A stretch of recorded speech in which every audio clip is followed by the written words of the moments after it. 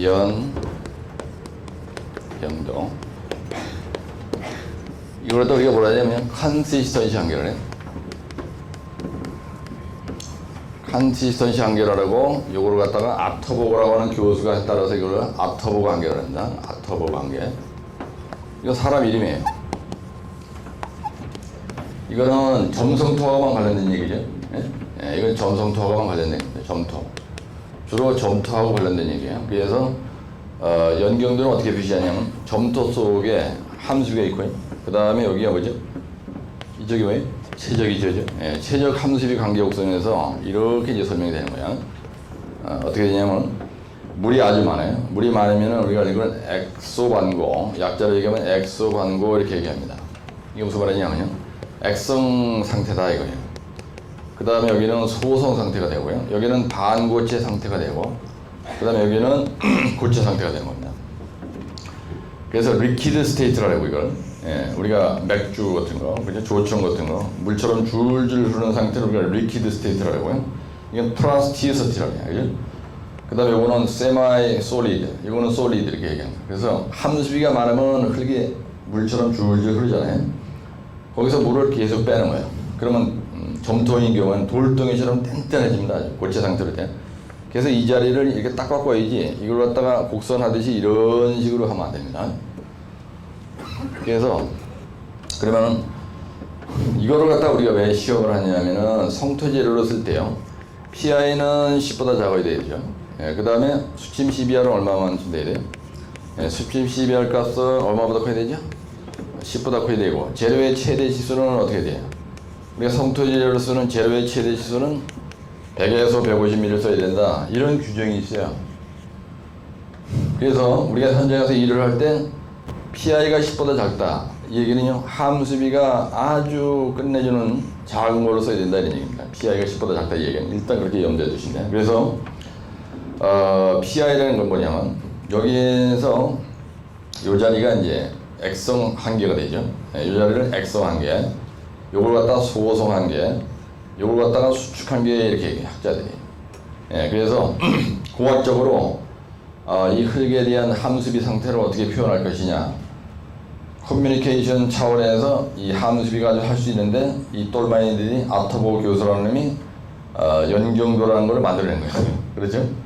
그래서 요 액성 한계라는 건 뭐냐면요, 리퀴드 리미트라는 뜻입니다. 리퀴드 리미트. 그래서 우리가 이걸 액성 한계 이렇게 얘기를 하고, 그 다음에 요 자리를 갖다가 우리가 소성 한계라고 하고요. 소성 한계.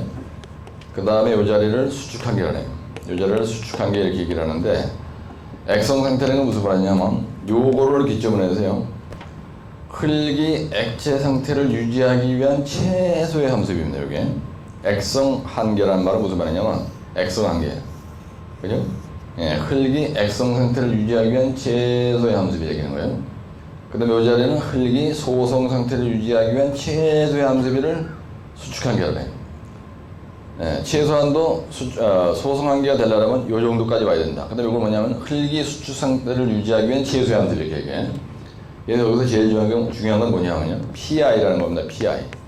예, PI라는 거는 여기서부터 여기까지의 범위를 PI라고 해요. 그래서 액성 한계를, 소성 한계를 뺀 값, 이 값이 바로 10보다 커야 된다는 얘기입니다. 예? 근데 만약에 예를 들어서 여기에 있는 흙의 함수비가 원초적으로 세게 얘기해서 300%다 이렇게 생각해보세요. 300%. 예? 그러려면은 이게 10이 되려면요, 10이 되려면 이 흙이 소성 상태로 가려면은 조등이 흙처럼 말이죠. 우리가 흙을 만졌을 때 어떤 그 모양을 만들 수 있는, 그러니까 판뜨기 위에다 놓고 손으로 확 무리려면 국수밭 모양의 어떤 모양이 만들어져야 되는 거예요. 그러면 소성 한계가 되려면 어느 일정 함수가 있다고, 그렇죠? 예, 그 상태로 가려면 여기서 300이다 이렇게 커. 이게 토장에 있는 흙의 함수비가 원초적으로 300%다. 그러면요, 물을 아주 많이 빼야 여기에 가는 거예요. 응? 그래서 현장에서 실험을 해보니까 소성 지수값이 아주 엄청나게 커가지고 막 50, 막 80 이렇게 나오더라. 그 얘기는 무슨 말이냐면요, 원래 토지장에 있는 흙 자체의 함수비가 엄청나게 컸었다는 얘기예요. 그런 흙을 평생, 그래서 토치장이 이렇게 있는데 이 토치장에 있는 흙이 평생 물에 쩔어 있던 놈을 갖다가 백호로 파가지고 실어와서 도로 송토할 때 쓰면 그 현장이 좋아지는 거예요. 그렇죠? 그러면 지전동선 배행터가 전부 나쁜 쪽으로 하는 겁니다. 그 얘기는 무슨 말이냐면요. 당초에 이 흙의 자연함수비가 무지무지하게 컸었다는 얘기예요. 그래서 학자들이 성토재료로서 문제가 안 생기려면은 도로의 노체의 노상 시공을 다집을 해놓고 나서 파손이 안 되게 하려면 소성지수는 10보다 큰 놈을 써야 된다. 그 얘기는 함수비가 좁은 놈을 갖다 써야 된다는 얘기입니다. 그래서 여러분들이 PI가 10보다 작게, 보조계층은 PI가 얼마 더 커야 돼? 얼마 더 작아야 돼? 10보다 작아야 되고요. 그죠? 그 다음에 일반 성토재료는 10보다 작아야 되고 뭐 이런 거 있죠. 보조계층은 뭐 10보다 작고 기층은 또 뭐 4보다 작아야 되고 이런 게 있어요. 그래서 위로 올라갈수록 보조계층 위로 올라갈수록 고급스러운 일을 할수록 이 소성지수 값이 작게 돼 있어요. 예, 그게 대단히 중요한 겁니다. 그러면은 보세요. 여기에서 수침 12R은 10보다 커야 되고 PI는 10보다 작아야 되고 최대 지수가 이렇게, 이게 무슨 얘기냐면 소성지수가 10보다 작으려면요 재료의 최대 지수가 여러분들 100mg은 띵한다 개념이 100mg면 이런 돌멩이에요. 이 정도 되는 돌멩이를 갖다가 뒷전제로 써야 된다 이거예요. 구조물 뒷전할 때. 그래야 이게 이렇게 나오는 거예요. 그래야 수침 12R이 10보다 크게 나온다 이거예요. 요거 따라 그렇게 되는 게 아니에요. 그래서 10전 정도면 이 정도 되잖아요. 그죠? 이 정도 되는 놈은 구조물 뒷점을 해야 배수가 잘 돼. 그래서 행방향 투합도 안 걸리는 거야. 그래야 PI가 10보다 작게 되고 그래야 수침 12R 값이 10보다 작게 나온다는 거예요. 그래서 내가 지금 이 개념은 상당히 폼나게 설명을 한 건데요. 현장에서 일을 할 때 현장 소장이나 감리단장 위치에서 일을 할 때 이런 규정에 대해서 이런 이해가 없잖아요. 그러면은 네미콘이 들어왔을 때 가수를 하는 걸 보고 소장이 막 우선으로 지나가 그런 꼴이 생기는 거예요. 현장에서 균열이 일어나는 원인은 가수를 많이 했을 때라는 거거든요. 가수를. 레미콘이 들어왔는데 거기다 막 물을 들어오고 있는 거예요. 계속 하루 종일. 그러면요 여기서 엄청난 균열이 생깁니다. 균열이. 그래서 여기에서도 이 조건이 안 맞는 짓을 하면은 이게 바로 다짐관리 기준이에요. 그렇죠? 예, 이게 다짐관리 기준에 이게 들어가는 거 아니에요. 그렇죠? 예, 그 다음에 더 세게 나오는 게 이제 평판지하시면 KH를 얼마로 해야 된다는 등, 뭐 프로폴린 값은 보조계층은 3mm로 하고 노상은 뭐 몇 mm로 하고, 예, 그런 얘기가 더더기를 붙어서 나오는 게 이게 바로 다짐관리 기준이라는 얘기입니다. 그래서 제가 이 얘기를 왜 하느냐 하면은 시험장에 가는데 느닷없이 노상에 이런 문제가 안 나고요. 노상에 대해서 다짐에 대해서 난다든지 노체에 대해서 다짐관리 기준에 대해서 난다든지 아니면은 고성토 시공할 때 뭐 주의사항 쓰시오 이럴 때 고성토 쓰라는 얘기는 노체에 대한 얘기를 하는 거거든요. 그럼 여러분들이 노체의 다짐관리 기준에 대해서 아주 빡세게 외우고 있어요. 그렇죠? 도표로 외운 거 있잖아요. 이렇게 돼가지고 도표로 외운 거 있어요. 고성토나 일반 성토라고 문제가 안 되려도 마찬가지고 요 다짐관리 기준을 여러분들이 써주는 게 중요하죠. 예, 성토에 대한 문제가 나오면 반드시 이 다짐관리 기준을 써야 돼요. 여기 있는 내용이 뭐냐면 주로 재료에 대한 내용하고 뭐 CBR 값이 어떻게 해야 된다, PI 값이 10보다 작아야 된다, 그죠? 수침 CBR 값은 10보다 커야 된다, 재료의 최대 지수는 100에서 150ml 해야 된다, 근데 평판지하시면 KH는 얼마로 해야 된다, 프로폴린 값은 얼마로 해야 된다, 이런 걸로 돼 있잖아요. 그죠? 예? 그래서 성토 문제가 나왔을 때는 반드시 얘기를 해줘야 돼요.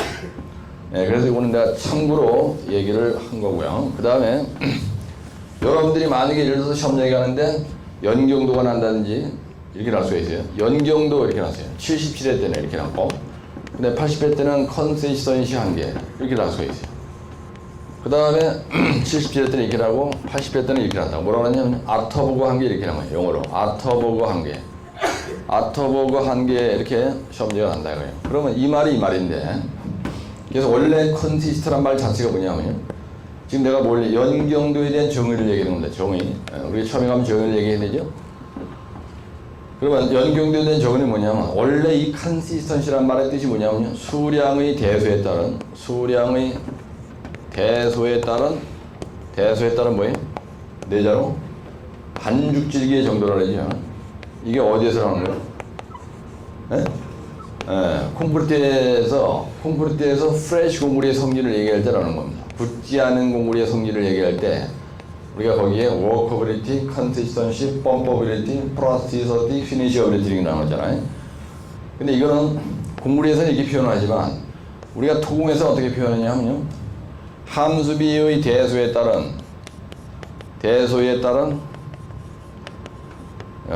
연 경도를 연하나 소프트하냐 하드하냐, 그래서 이거 소프트하냐 아니면 하드하냐 이런 걸 표현할 때 우리가 연경도를 컨시스턴시라고 한다. 한계라고 한다. 연경도라고 한다. 그런데 여기에서 한계란 말, 컨시스턴시 한계, 어터브가 한계. 그럼 뭐냐면 이걸 얘기하는 거예요. 액성 한계가 뭐냐. 그 다음에 요거 프라스티 리미트가 무슨 컨시스턴시 한계라고 되어 있고요. 그 다음에 아터브가 한계라고 되어 있고 요거를 통틀어서 연경도라고 하는 거예요. 그죠? 그래서 한계점을 얘기하라는 겁니다. 그러면 보세요. 여러분들 처음에 이걸 설명해야 되죠. 이 그림을 그려놓고 이제 정의를 써서 연경도에 대한 내용을. 그 다음에 그 그림을 그려놓고 이걸 쳐다보고 아터버그 한계라고 났으면 여기다가 아터버그 한계 이렇게 쓰고, 만약에 컨시스턴시 한계가 났다라면 여기다 컨시스턴시 한계라고 쓰고, 그렇죠? 예, 컨시스턴시 한계라고 쓰고, 여러분들 여기다가 액성 상태, 그 다음에 소성 상태가 뭐냐 설명해야 되잖아요. 예, 그 다음에 반고체 상태가 뭐냐 이거 설명해야 되는 거야. 반고체 상태가 뭐냐 이거 설명해야 되고, 그 다음에 액성 한계가 뭐냐, 그 다음에 소성 한계가 뭐냐, 그 다음에 수축 한계가 뭐냐, 그죠? 예, 이렇게 설명을 해야 된다고요. 이걸 말로 설명해야 되잖아요, 그죠? 좀 예, 그래서 이거 뭐예요? 흙이 그죠? 리퀴드 스테이트, 점토가 액체의 성질을 띠는 상태를 액성 상태라고 한다. 점토가 소성의 성질을 나타내는 상태를 소성 상태라고 한다. 반고체 상태는 점토가 반고체 상태를 나타내는 것을 말한다. 이게 답이잖아요. 그래 이거 뭐냐면 이거는 액성 한계는 뭐라고 했어요 아까? 점토가 뭐라고요? 점토가 액성 상태를 어떻게? 액성 상태를 유지하기 위한 뭐라고 했어요? 예, 유지하기 위한 최소의 함수이다 이렇게 얘기했던 거야. 내가 이해한 대로. 그다음에 이거는 이제 이거 하나 딱 나왔어. 그럼 이거 뭐라고 써야 돼? 똑같고 나머지는 소성 한계라는 거는 점토가 무슨 상태를 유지하기 위한? 예, 소성 상태를 유지하기 위한 최소의 함수입니다. 수축 한계는 뭐라고 했어요? 점토가 무슨 상태? 고체 상태. 수축 한계는 점토가 반고체 상태를 유지하기 위한 최소의 함수입니다. 이렇게 설명하는 거야. 그 다음에 여기다가 PI는 이꼬로 뭐라고 했어요 아까? LL 빼기 PL이다. 그렇죠? 그러면 처음에 정의 써주고, 그 다음에 아토버그 한계에 대해서 저 그림 그리고 이걸 쳐다보고 썼어야지. 그 다음에 대장고 3번 가서 뭘 써야 돼? 여러분들이. 그죠? 그럼 대장고 3번 가서 이 시험을 했을 때 연경도 또는 컨시스턴시 한계의 결과의 이용을 어떻게 하느냐. 결과의 이용. 그거 뭐라고 돼 있어요? 책에 보면? 이거 어디서 써먹는다고 돼 있어요? 결과 이용. 네? 결과 이용은 어떻어요? 우리가 활성도, 그렇죠? 점토의 활성도에 대한 평가를 한다든지, 그다음 두 번째는 강도 증가율을 추정할 수 있다고 돼 있죠. 강도 증가율을 우리가 추정할 수 있다. 그 다음에 이걸 가지고 아주 가장 쉬운 거는 흙의 함수비를 추정할 수 있는 거죠. 예, 함수비를 추정할 수가 있다. 그 다음에 성토재료의 적합성 여부를 판단할 수 있죠. 예, 성토재료의 적합성 여부를 판정할 수가 있다. 이렇게 되는 거예요. 그죠? 그 다음에 매진말. 그래서 연경도. 매진말을 뭐라고 쓰면 돼? 예, 매진말 이래서 매진말을 뭐라고 써야 되죠? 예? 매진말 한두 줄 써야 되니까. 매진말은 연경도 또는 컨시스턴시 한계 또는 아토브 한계 시험을 해서 현장에서 토치장 개발하는 경우에 성토지를 굳고자 하는 경우에는 반드시 연경도, 컨시스턴시 한계, 아토브 한계 시험을 해서 우리가 하는 것이 중요하다. 이렇게 하고 가면 되는 거예요. 그래서 이 연경도라는 거는 지난번 이게 하여튼 저희가 시험 문제가 잘 납니다. 예, 그러니까 이렇게 한번 이해를 해서 하면 되고, 그리고 소성 지수는 별도로 할 필요 없죠. 이제. 예, 소성지수, 액성지수 어떤 문제라든 간에 이 그림 하나 가지면 해결할 수가 있는 거예요.